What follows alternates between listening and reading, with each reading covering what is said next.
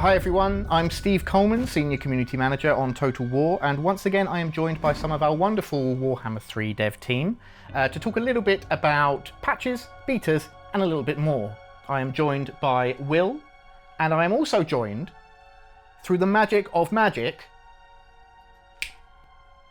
Vasil and Radoslav from our Sofia studio in Bulgaria. So let's do a quick introductions. Will, let's start with you. If you just tell us who you are, what you do, and some things you've worked on. Righto. I'm William Hoekstad, and I'm a Warhammer 3 DLC designer. I worked at the company for 5-6 years roughly, working on mostly mainline DLC for Warhammer 3. Recently, my focus has been primarily on our patching efforts, the interim content, the .x patches, 5.3, 5.2, 6.1, which is hopefully in your hands by now, and making those extra bits of content to tide you over while you wait for our more major releases. Awesome, thank you, Will. And now I'll throw over to Sofia. Vasil, how about you? Hey, so my name is Vasil, and I've been working as a lead DLC designer over Warhammer DLC projects. And I've been with CA for a while now, for a few years back, and I'm very excited to join the Warhammer team. Thank you. And Rado, how about you? Yes, hello. My name is Radoslav. I'm a principal tech designer working on Total War. I've recently joined the DLC team after finishing up with Total War Pharaoh, and now I'm working with various people on both patching efforts and DLC efforts. Great, thank you guys, and thank you for joining us today. But for now, I'm going to send you back into the ether. Impressive. It worked! Oh no, they're still there! We'll come back to you in a little bit. We're just going to chat with Will about the patches. So, patch 6.1 has just recently dropped for Warhammer 3, bringing with it some refreshes for Kislev, Tzeentch, and Grand Cathay, as well as some new units, because everybody loves free stuff, and the usual bug fixes and tweaks to the core game that always come with these patches. So what's your approach to these patches at the moment? So how are you figuring out what you're going to do, when you're going to do it, and how you're going to do it? So right now, kind of the core of our strategy is something new to chew on. A new extra gubbin attached to something that already exists to give you a little bit more to play with. And how we arrive at what to do is primarily something that we figure out through the help of the PX team. That's the player experience team, whose job it is to go through all those conversations everywhere out there and distill that down into something digestible for us in design to read and go, we think we can solve this problem that lots of people are having. Or we see that a lot of people are happy about this thing and want to see more of it, or unhappy about this thing and want to see it improved. And those help inform us in a very qualitative way. Instead of, we can't just always go on our guts. We need some hard data, and PX are the perfect team for providing that to us. Awesome. So the things that have come in the past, and you know, in like 5.1, 5.2, etc., as well as 6.1, has that all come through from the PX team? Has that all been based on the feedback that they've gathered for you, or do you often find things out in the wild world yourselves? There's a couple things. We take things to PX as well, because we're all people, and we see things, we read about our own game. I mean, you can't prevent yourself from going on your own forums at some point. And when we see something that really like jumps out to us, we like to sneakily go to PX and go, hey, do you have any more info on this? Because I might have an idea. And some of the things have come from our side of the pond as well on that front. I think, for example, the Deeps was very much a Mitch led. This was something he was excited about. This was something he really wanted to do. But of course, we funnel it through the appropriate channels anyway. There's a process to everything. Awesome. Looking forward, now that 6.1 is out there, is there anything you guys have already got planned for 6.2, or anything else that you're looking at for future? So at the moment, of course, seeing as this is being recorded before the release of 6.1, it's a little bit early to say exactly what we're doing in 6.2. We're still in the ideation phase on that. I can talk some broad strokes, though. Up until this point, we've been thinking a lot about what little extra gubbins can we add for you. But for 6.2, what we'd like to do is take that focus and bring it down to what core game system can we do some improvements for?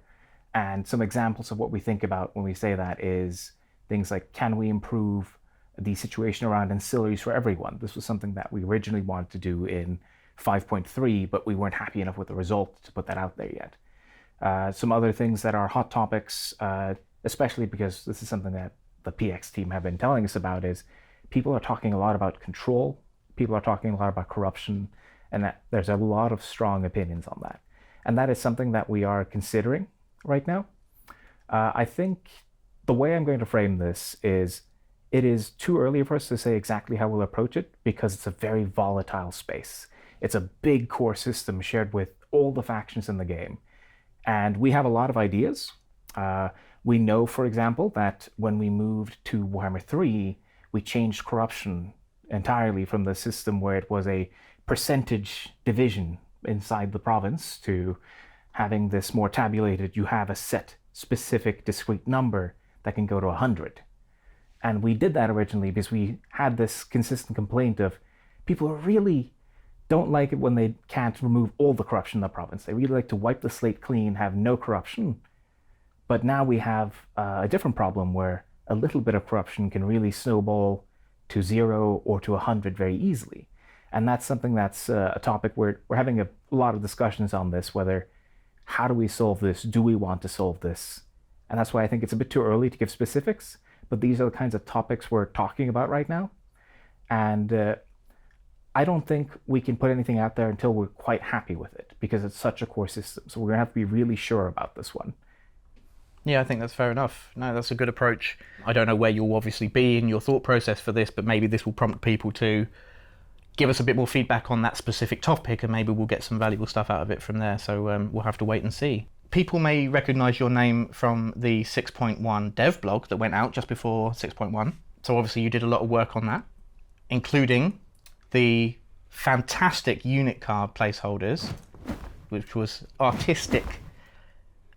I can't think of the word, Will, but you know. It's a crime. It was artistic crimes? Crime, I think is the word you're looking for. Fair enough. I'm very disappointed that they didn't make it into the patch. That aside, are there any kind of highlights from 6.1 or things that you particularly are proud of that you'd want to talk about? I think, yeah. So when we were concepting a lot of the work for 6.1, there was definitely one feature, I think, above all else, that kind of really got the mental juices flowing. It was when we were talking about how do we do atamans. And atamans, of course, are these provincial governors, and so they're meant to emphasize the power of interior Kislev.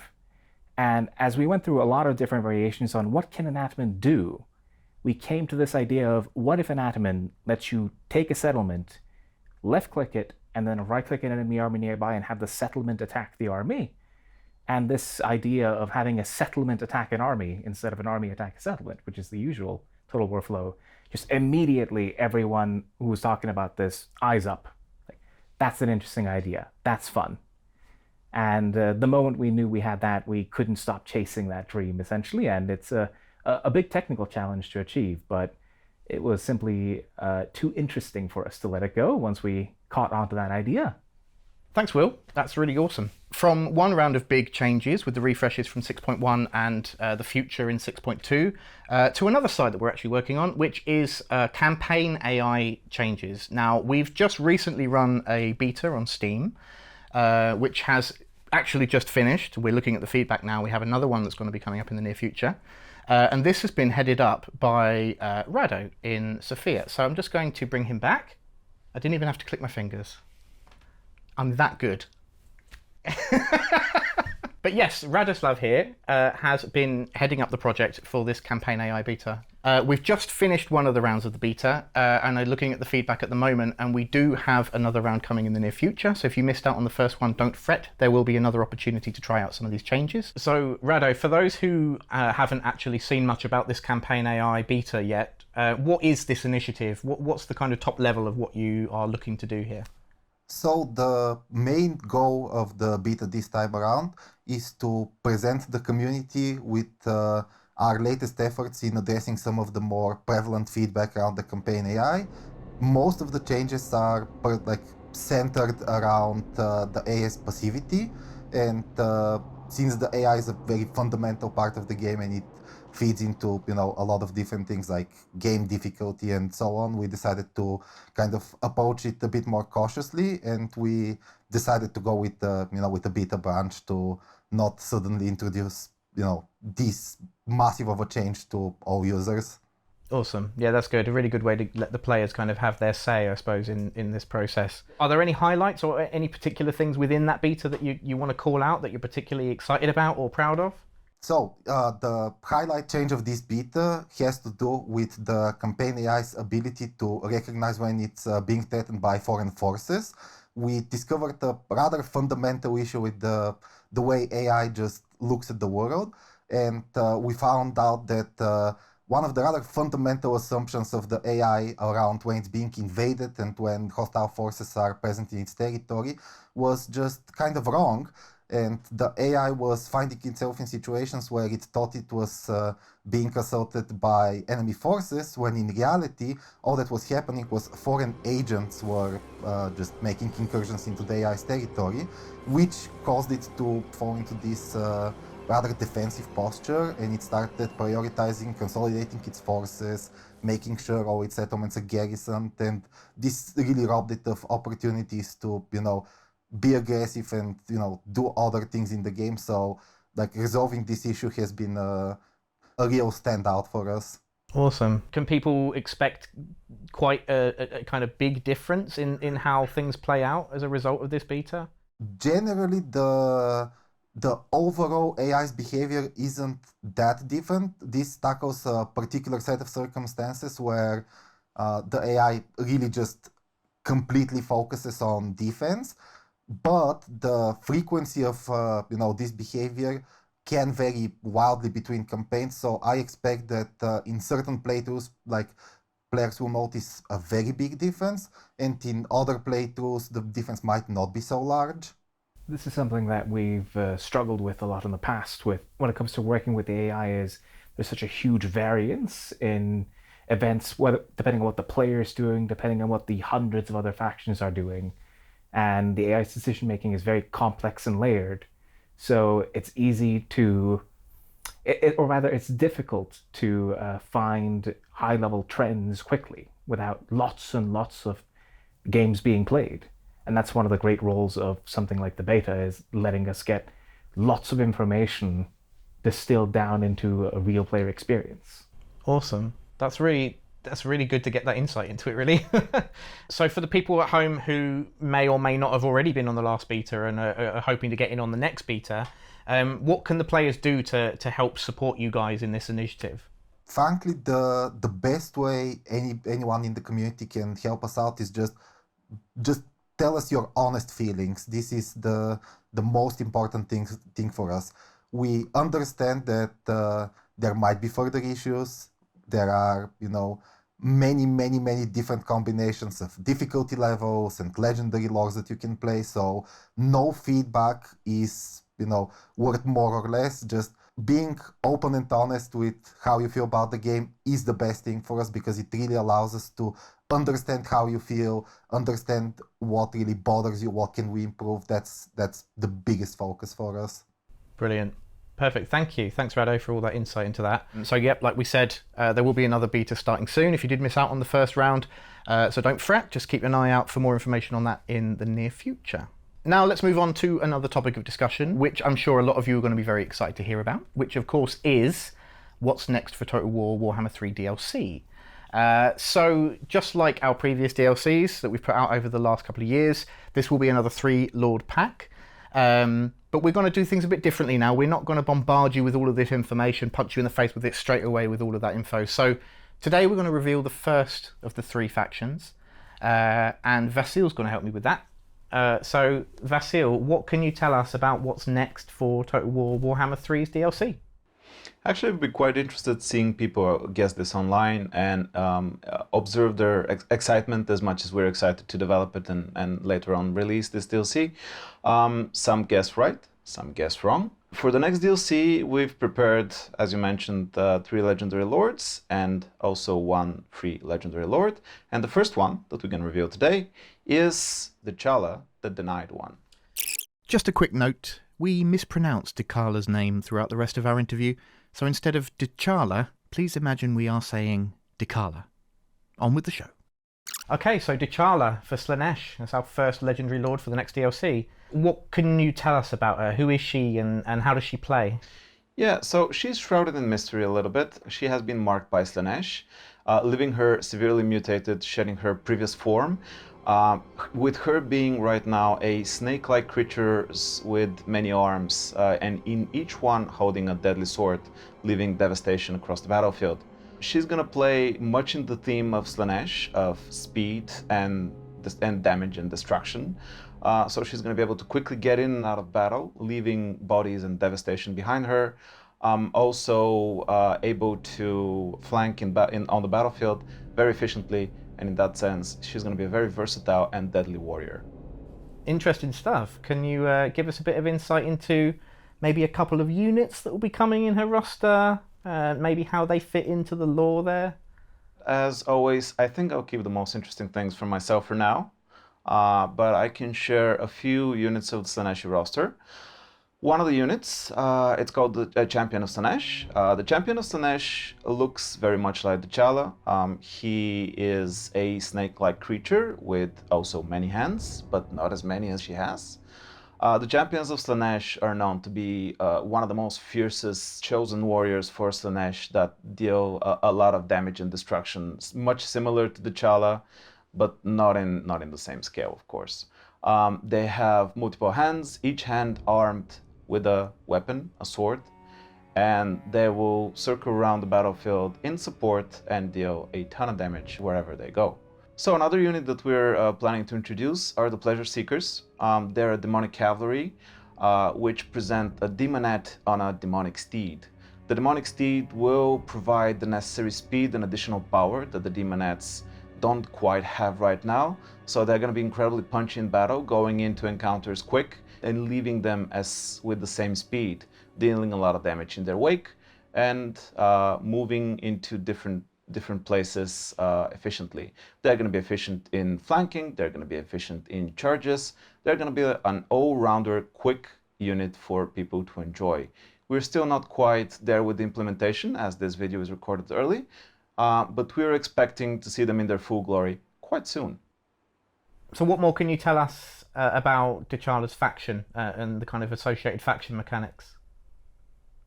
So we've tried to be faithful to what T'Challa is and represent her as such in the game, and she is the leader of one of the most fiercest war bands under Slaaneshi's followers, and that's the Tormentors. The Tormentors roam around the world and leave destruction in their wake in their search for excess, in their search for the better life for themselves, and that applies the most to T'Challa. She wants the best pleasures and feelings for herself. She wants the best experience for her own life, and for that reason, she uses her powers to dominate the opponents around her and to dominate the enemies that she manages to defeat across the world. These subjugated enemies help the Tormentors and T'Challa live their opulent lives that they've used to, and we're going to try to reproduce exactly this in terms of the destruction that she causes, the effects that she applies to settlements around the world, and how she uses her enemies for her own gains and her own benefits. In regards to Slaanesh as a race, what more are we going to expect to see in the kind of free race rework? Is there anything that's coming in that's going to play into this?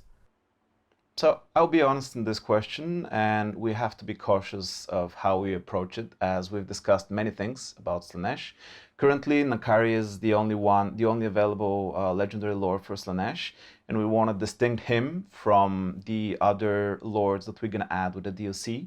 And with that distinction, we're looking into the content of Slaanesh as it exists right now, tailored a bit more towards what N'Kari presents in comparison to, let's say, T'Challa.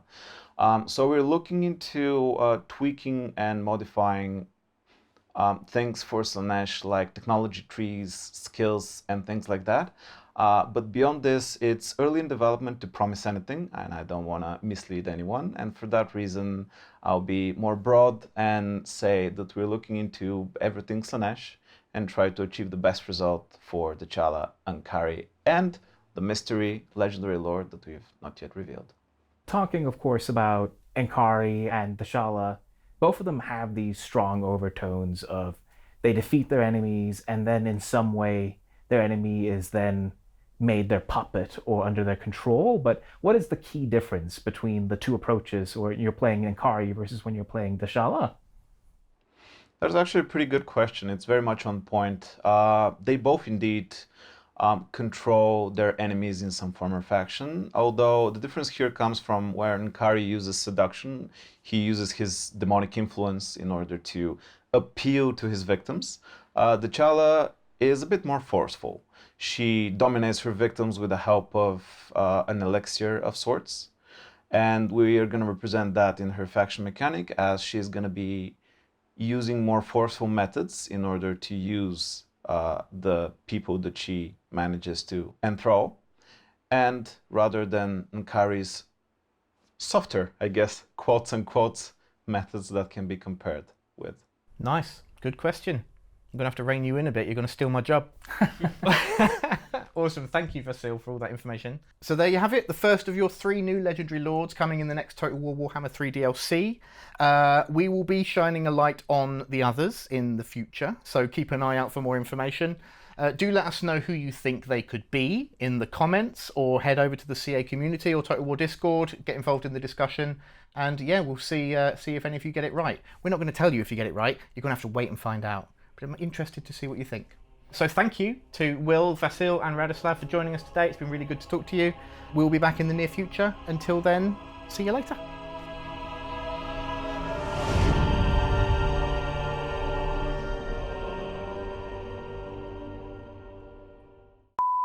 Bye. Everyone wave. Okay.